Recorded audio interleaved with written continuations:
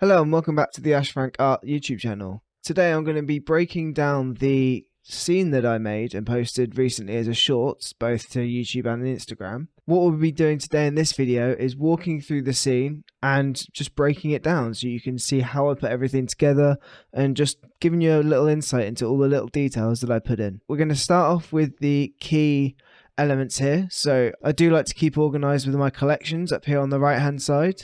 So we'll start with our primary collection, which is what you can see in front of you here. In the primary collection, we've got the sparkle here. If I just bring the timeline up, you can see that flying through the scene. This is made up of a Bezier curve and a sphere, nice and straightforward.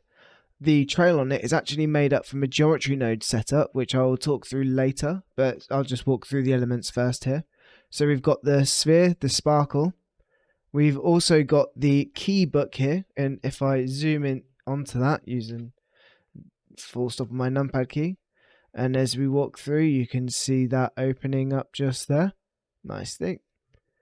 We've also got the archway, so this archway is actually separate to the external of the building, and that just helps with general materials and setup with the scene. Then we've got these two key statues here. That's actually one single statue which is mirrored. I'll show you the website I got that off later, because I've got another object that I got off that same website. Brilliant resource, highly recommended. Adding in the secondary elements, you can see the scene gets very busy very quickly. Immediately we've got the books on the shelves, and we've got the benches that line the sides of the room. We've got the table on which the key book sits, as well as some other books that are actually instanced using geometry nodes. I should point out that the books on the side of the shelves, these are also geometry nodes. I think using instances is a much better way of ensuring that your scene is less intense when rendering as possible, because it uses a lot less memory, especially when you've got a lot of books in your scene. For example, on this back wall we've got 1275. On this side wall, 2,500, and again another 2,500 just here. So that's 5,000, 6,000 books more than in just the scene. So we really want to keep that as clean as possible where we can. Going back to our table, we've also got our inkwell and quill here. We've got our floating candle here with a flame, which is an image on a plane, just to try and keep this as low poly as possible. We've got our stools and cushions. These are linked duplicates, as well as the benches on the side, which I've already mentioned, and these will also be linked duplicates. Oh, and nearly forgot, we've got the floating candles here and the whatever you want to call this that they're floating on top of, as well as these here in the background. Now, this object is another very minor piece of decoration, but it does a really good job of breaking up this wall at the back, because what I was finding is that when you were looking down the camera and you were just staring at books on books on books, and it wasn't very engaging to the eye, you didn't want to look at anything. Which I guess what I want to do is want you to follow this wisp that goes across the scene. But if that is just going across a very bland background, it needs something to break it up. So what we've got here is the website from which I got the statues from. It's 3dscans.com.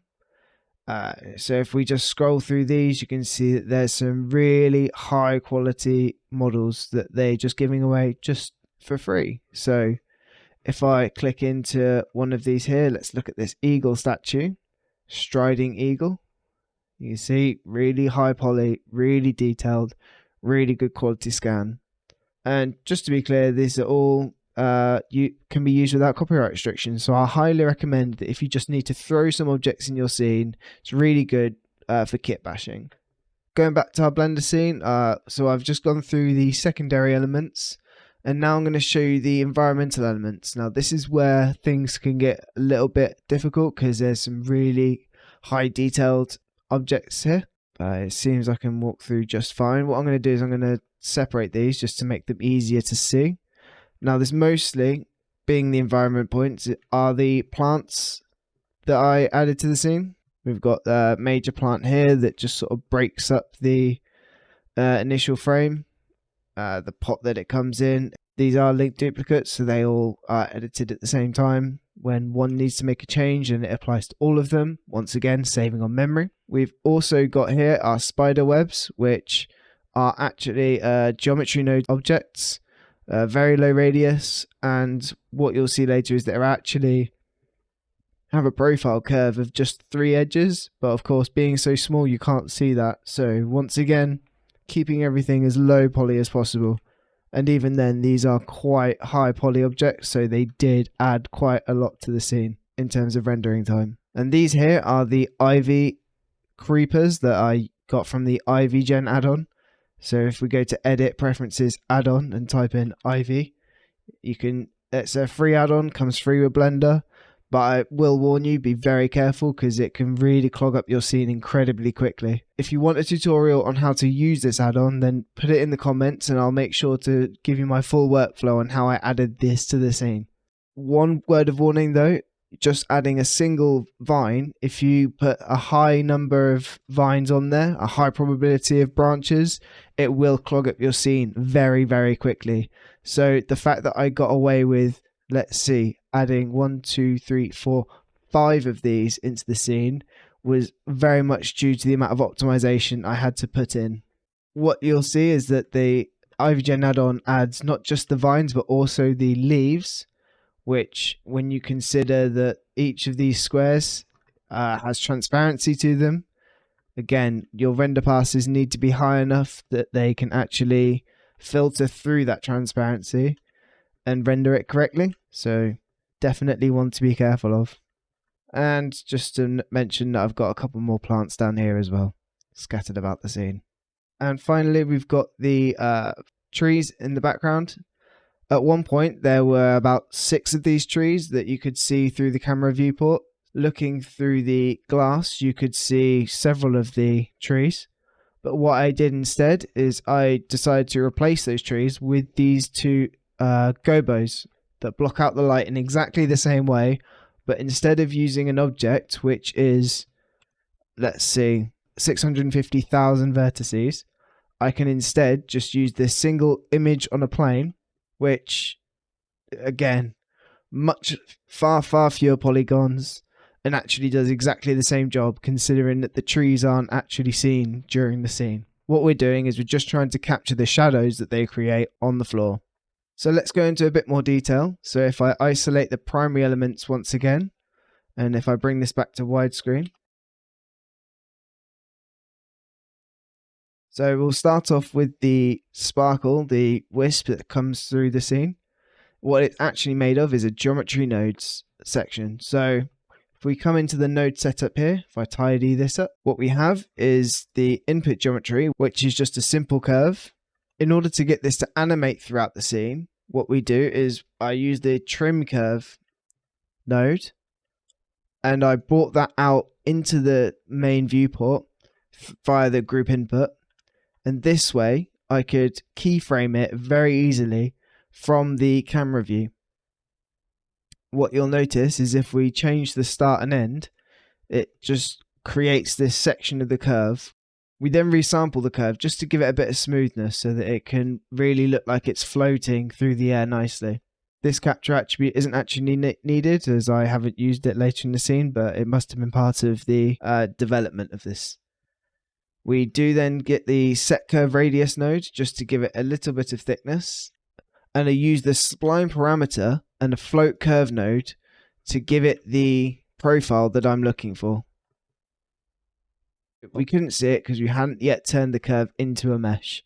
So as soon as I turn that curve into a mesh using this custom curve to mesh node, give it a circular profile, you can see that we start off incredibly small here, but not quite at 0. And then we have it come up and be much larger towards the front. What we then did, I wanted to, instead of having the trail be a solid mass, I wanted it to be made up of a set of points.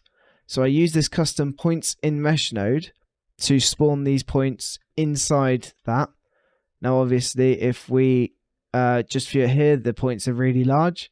So what I did was ignored that instance on those points, and I just put in a very small, very low poly UV sphere made up of 6 segments and 4 rings. If we zoom into those, you'll see that they are very low poly, but that obviously doesn't matter because they're going so fast through the scene and they're not viewed from up close. Then last things last, you just set the material, and it's as easy as that. There's not really much else to talk about in the primary section. It's mostly just a very straightforward room. Starts with a cube, add some loop cuts, and extrude the roof up to give it this arched profile. And then selecting the faces that I wanted to apply to each of the materials. So I've got the walnut walls, the glass, and the floor. If I go over to my shader editor, you can see that the floor is a simple image texture. The glass is a simple transparent BSDF, though I gave it this cracked effect by adding in a Voronoi and really clamping that down to almost nothing. So if we go into here, this is the Voronoi texture. You've got the gradient, but we clamp that down with a color ramp. Then just to give it some color, I used a noise texture to sort of break up the plain glass and to give it that sort of grown over moss look. Then once again, the walnut is just a simple walnut image texture and giving it some noise to put over the roughness just to break it up and give it a little bit of a dirty look. And the same on the bump. The statue models, if I isolate them, you can see that it's been decimated to within an inch of its life because they can be incredibly high poly. So decimating them to 0.1 and then applying the modifier and maybe even decimating them further again. Because if you think about it, throughout the whole scene, there'll always be a background element. And if you've got the depth of field on, you probably get that all blurred out in the final render anyway. So you can see you never really see the face of the skull, particularly with the volumetric fog that I've added into the scene. What I also did was I isolated the sort of potion glass thing that it's holding up, and simply by selecting the faces that I wanted to and assigning them a slightly different material, I could give them a purple color. Moving into the shading workspace, you can see that it's a procedural material using a get edges node, which is made up of a bevel node and a geometry node just to get those normals. I believe this is from one of Curtis Holt's downloads, so I highly recommend going and downloading that from his packs. I then filtered that through those noise textures and through some color ramps to really pick out those edges and apply some roughness to the model where I think it was needed. As you can see, we've got the patchiness on the roughness and on the color and on the bump, of course, as well. Moving on to the secondary items, you can see that we have the instance books here. Now, being that this was created for Alarm 18's tome book competition, I did use his books when creating these assets. So in this collection here, in my ancillary collection, I have the instance books. So if I just, here we go. We've got the key ones here, so these are with the original colors. But what I then did was make copies that each had a slight variation in the hue, just to really break up the colors in the bookshelf that we've got on the side. So 6 versions of each of the books, just slightly different, but you can't really see that. But what you definitely can see is if you had 20 bright orange books all sat next to each other on the shelf, and it really wouldn't look very good. Whereas if we go here, you can see that there's orange books, yes, but they're scattered and varied throughout the scene. In order to get that variation, I use the object info node and plug that into the hue saturation value node, which I then pass through a custom node just to give it a bit of grime, which is just a noise texture, and once again that edge node, and passing that through into the principal BSDF. Moving on quickly onto the benches and stools, simple walnut texture, same as what I used on the side. The reason I can get away with using the same texture on multiple things is because I'm using the UV coordinates. So each of these will have their own UVs, which will be vastly different, particularly when you consider that the walls have much larger faces, much larger geometry, and especially the fact that the stools have their tops covered by cushions. So if we hide this here, while you can see that symmetry, which is very, very similar to this, the fact that it's covered up means that you can really get away with it. And the same goes for the tabletop. Again, same texture, same walnut texture, but by varying the UV coordinates, you can get something that looks cohesive, but different enough. Very simple object again, carpet, image texture, nothing really to say here. Noise texture to give it a bit of roughness and variation in the colour.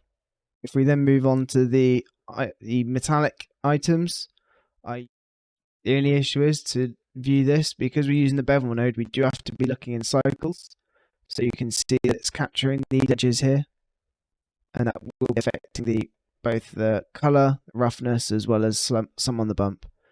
Mix that with the noise texture via linear light, and you can see that variation is broken up with the noise, leaving us with this beautiful metallic texture, which is used also for the candle stands over here. And I believe I used a variation of it for this as well. Because again, it's a background element, you don't need to see the details, but I did like to dial in this get edges node here. For the cushions, I decided to have a little play around with the velvet BSDF. Not really used this before because it's quite a niche node, but by once again using a noise texture and a couple of color ramps, I could really dial in the settings and get this sort of worn effect on the cushion. Final texturing trick was on the ink that was splattered onto the table. Because I've used transparency, in fact, if I do change this to Eevee, you will be able to see the transparency. Just make sure that you go into your settings and change it to alpha blend, for example, and this won't be casting a shadow. There we go. You can see that while the geometry is a flat plane that covers a larger area, I have been able to use the texture to just mask out the areas I don't want the ink. Using the alpha on the principal BSDF, using this Musgrave texture is how I was able to isolate that mask, using the color ramp set to constant because I wanted those hard edges, and then a noise texture just to give it a little bit of bump on the normal. One more small element is this candle. Quite simple, it's a background element, so I could have probably gotten away with just using a white texture. However, I did decide to give it a little bit of subsurface, just so that when that light is hitting it, you can see that slight red tint come through. And I gave it some bump with a noise texture, just a little something subtle. The environment items mostly came pre-packaged with the assets I used. Having downloaded them from various sources, I'll be sure to put any links that I have in the comments. The spiderwebs were actually a geometry node setup. I got these by following a tutorial by Joey Carlino. I'll put him in the description below. Very, very powerful, and what you can do is you can set up the webs to hang off of any object, so long as you draw some curves using the draw curves tool. You can put them across your scene very, very easily. I would go into this, but it's a very complex node setup, and I couldn't do the setup quite justice, especially compared to Joey. The ivy vines, if we go back into the shading, is literally just a green principal BSDF. To be honest, I could probably have gotten away with just using a green diffuse shader because there's not really too much light interaction, and it would have been a way of ensuring that there was even more optimization in the scene. But realistically, I wanted to capture that light because lighting is really important when you are setting up scenes, especially ones with such atmosphere like this one. And finally, I wanted to show you the setup wherein I added these bright orange sparkles that will float around the environment, but very, very subtly. Using the bounding box of the cube from the fog material, which if we go over there, you can see that it just has a simple volume scatter node. Not too much to say about this. Playing around with the anisotropy. Let me know how to say it in the comments. That's how you get those really nice rays of light coming through the windows. So talking through this geometry node group, it's looks quite complicated, but is in actual fact quite straightforward. So if I isolate it here, we can see what we're doing.